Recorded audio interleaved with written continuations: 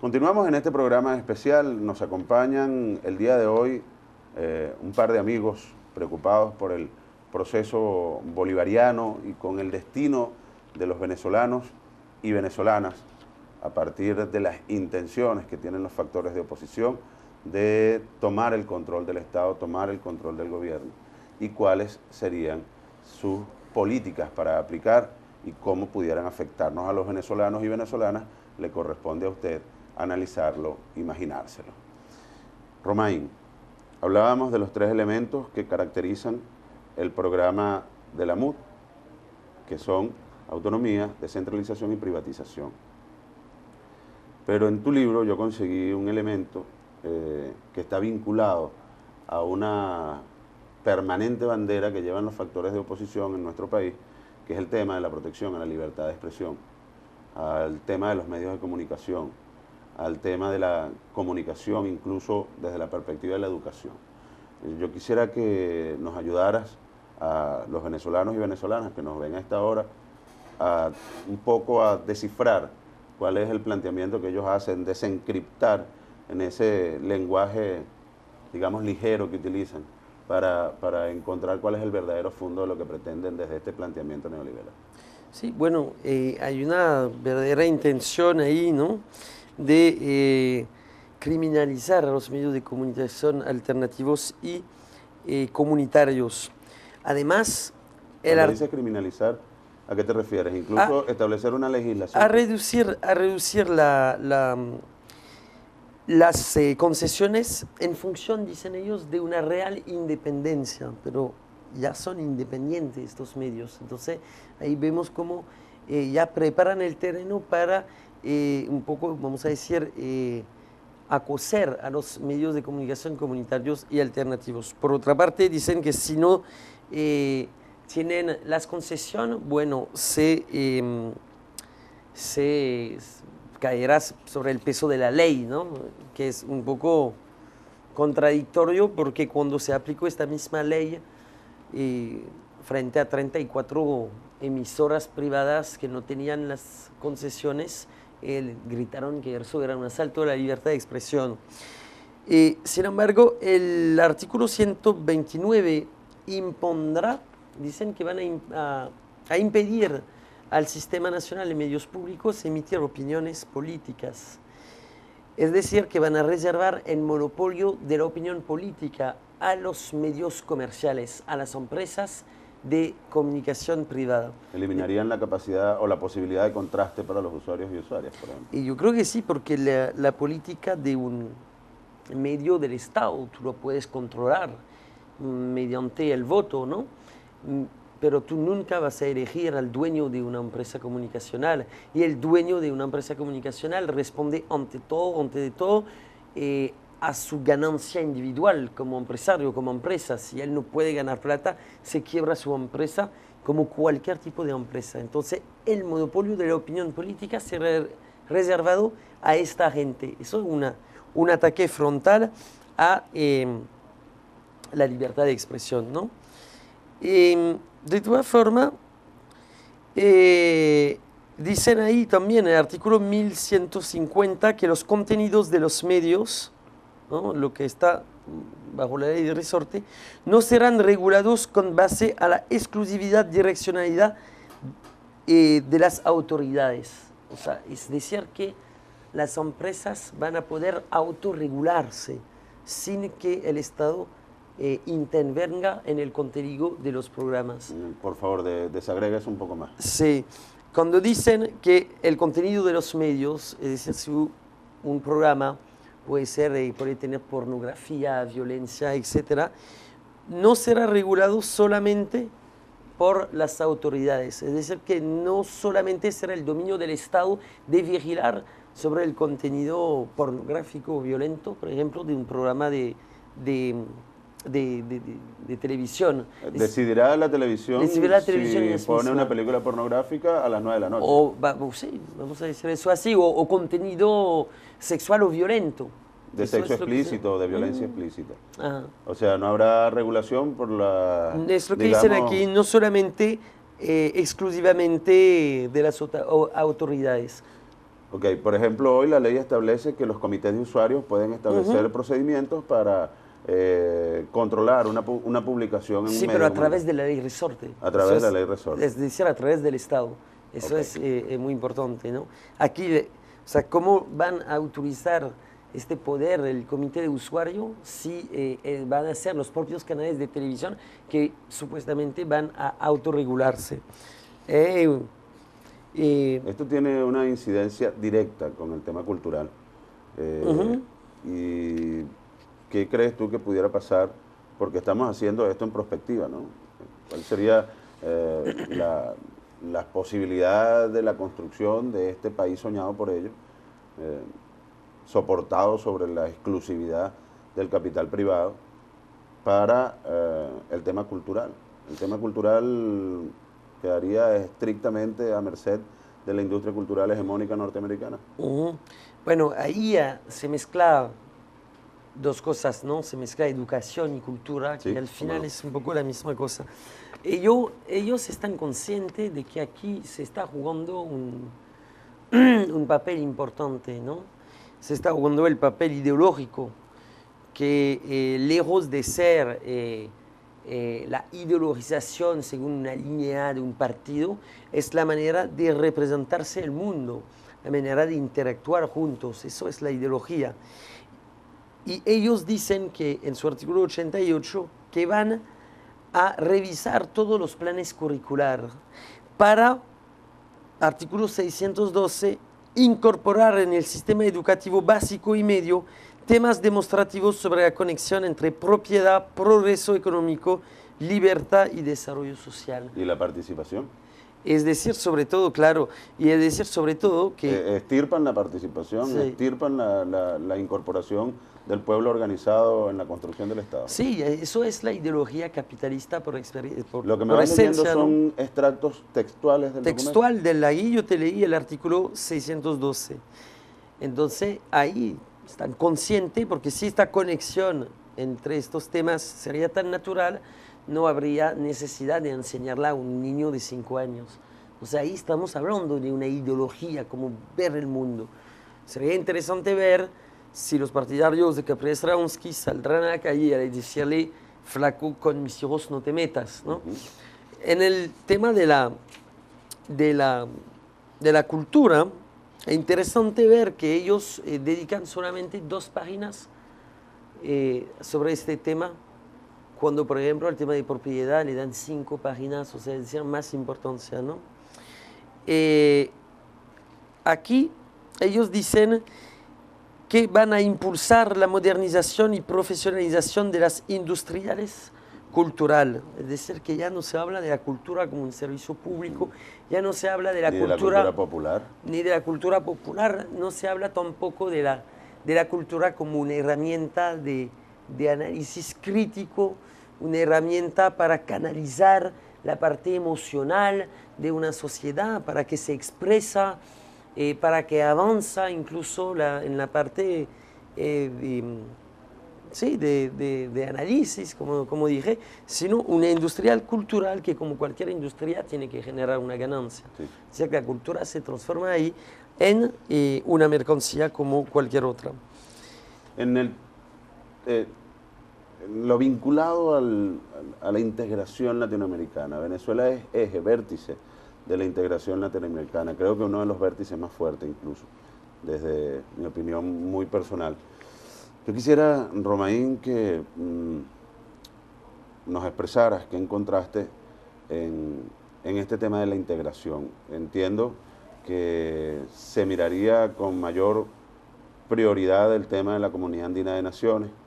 Y de la OEA también. De la OEA, y bueno, que estas instancias nuevas multilaterales como la CELAC, como la UNASUR y ahora la participación de Venezuela en Mercosur quedarían en un segundo o un tercer plano.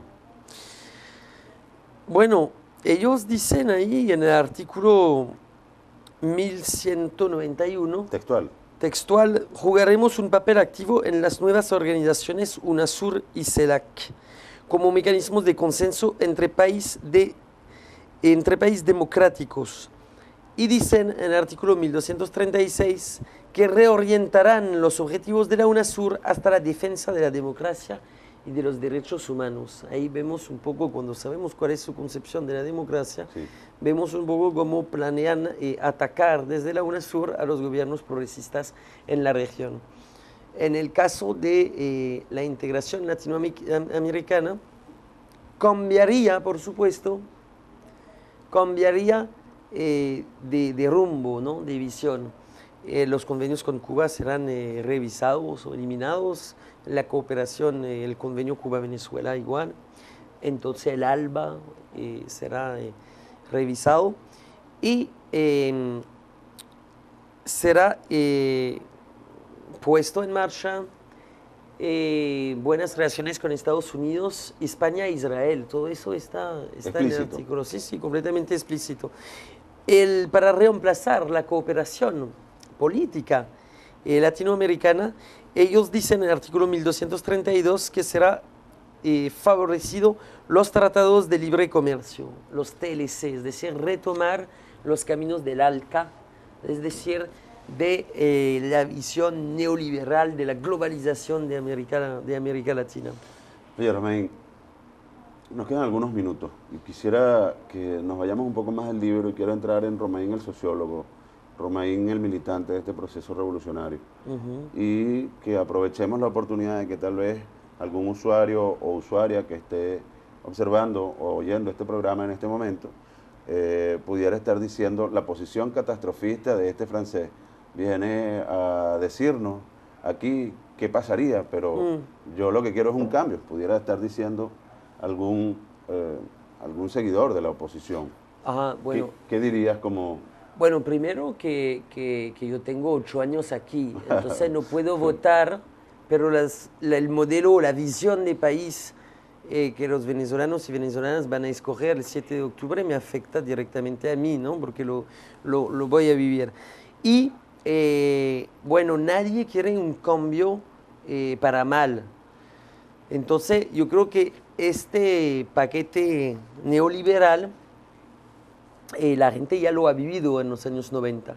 Y si lo han olvidado, pueden ver las consecuencias de la aplicación de medidas similares en los países de Europa. Por eso yo estoy invitando a todos los venezolanos y venezolanas para que se informen sobre el contenido real del programa de Capriles Radonsky. Y si tendría Capriles un programa de gobierno que favorece a la gran mayoría de los venezolanos, no tendría esta necesidad de taparlo y de esconderlo. Que sea orgulloso de su programa, un programa neoliberal que va a quitar todos los servicios públicos y muchos beneficios a la gente. El poder popular. ¿Qué pasaría con el poder popular? ¿Qué pasaría con el pueblo organizado? Y como sociólogo, en perspectiva, ¿cuál pudiera ser la posición de los venezolanos y venezolanas que ya tienen un sentido de pertenencia y pertinencia sobre lo que han avanzado social, política y económicamente en la construcción de su propia realidad? Sí, bueno, en el tema de los consejos comunales, ahí yo creo que es importante discutirlo, porque no planean la eliminación de los consejos comunales, sino la depolitización absoluta. Es decir, utilizar el Consejo Comunal un poco como una asamblea de vecinos que realiza el trabajo de una alcaldía o de una gobernación, claro, sin funcionarios públicos. Es decir, unos entes terciarizados del poder local. Está bien interesante este planteamiento porque obliga a reflexionar sobre el Consejo Comunal. Precisamente yo creo que la politización del Consejo Comunal, más allá del interés local, ¿no? Y más allá de una politización de partido, es necesaria para avanzar hasta el poder popular, la construcción de comunas y el reordenamiento territorial de la nación completa.